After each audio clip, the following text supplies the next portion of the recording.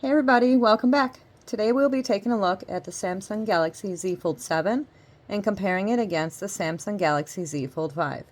Samsung has really knocked it out of the park with the Galaxy Z Fold 7. I've owned quite a few of the folds, and I have to say that the 7 is the best one yet. It really is a beautiful foldable phone, and it does have an awesome display. Not only on the outer display, but also the inner display as well. This is probably one of the best phones Samsung has made. So let's get into the comparison and see if it's worth upgrading from the Z Fold 5 to the Z Fold 7.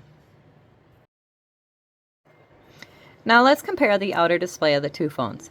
The Samsung Z Fold 7 outer display measured 6.25 inches tall by about 2.75 inches wide, and the Samsung Z Fold 5 outer display measures a tiny smidge over 6 inches tall by 2.5 inches wide. That little bit of extra display really does make a difference. The Z Fold 7 is less narrow and easier to use on the outer display than when using the Z Fold 5. Visually, the display on the Z Fold 7 is brighter than the Z Fold 5 as well. I know that when I used my Z Fold 5, I barely ever used the outer display, and I'm noticing that I use the outer display on my Z Fold 7 a lot more. Now let's get to the best part of the Z Fold, the inner display. The Z Fold has an inner display of 8 inches, which measures 6 inches tall by 5.5 inches wide. And the Z Fold 5 has an inner display of 7.6 inches, which measures a little bit under 6 inches tall by only 5 inches wide. They made the inner display bigger. Not only is the inner display bigger and brighter, but the crease is less noticeable too. Who can't be excited about that? In my opinion, when comparing the inner displays of the Z Fold 7 and the Z Fold 5, the Z Fold 7 wins. The next comparison I'm going to talk about is the camera specs of both folds.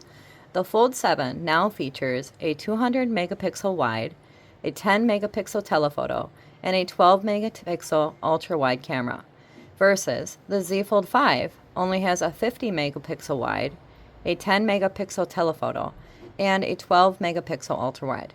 On the camera front, they both give you 8K capabilities on the back and 4K on the front.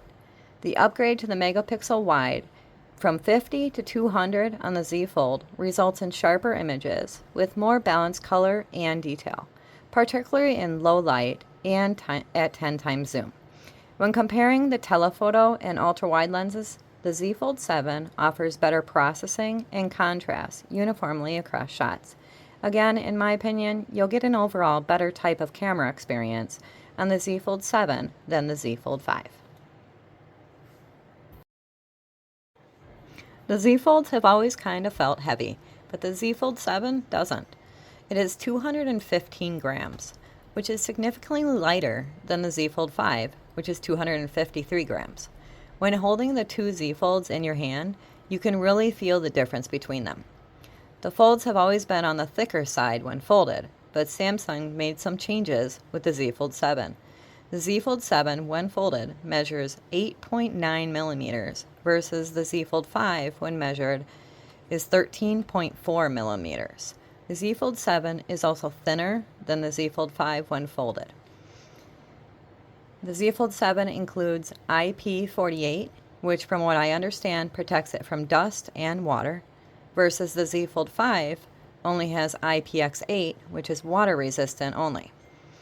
The Z Fold 5 has a Qualcomm Snapdragon 8 Gen 2 chipset, but the Z Fold 7 has Qualcomm Snapdragon 8 Elite chipset. The Z Fold 7 is going to be a much longer lasting supported device than the Z Fold 5, since Samsung has promised 7 years of operating system security updates. You are definitely going to get a much better and faster performing device with the Z Fold 7 than the Z Fold 5. So, in my opinion, the Z Fold 7 is such a big upgrade coming from the Z Fold 5. The Z Fold 7 is Samsung's most refined foldable to date. It's thinner, lighter, more powerful, has longer lasting software support, and the display upgrades, they are amazing. Samsung really did a great job. You cannot wait to see what they come up with in the future years. Please be sure to like, subscribe, comment, share, and hit that bell icon so you don't miss my future videos. In the next videos, I'll be discussing more about the performance of the Z Fold 7. I'll be doing some camera tests, talking about hidden features and settings, along with all the multitasking features you can do with the Z Fold 7. Drop any questions or comments below, and thank you for watching my video.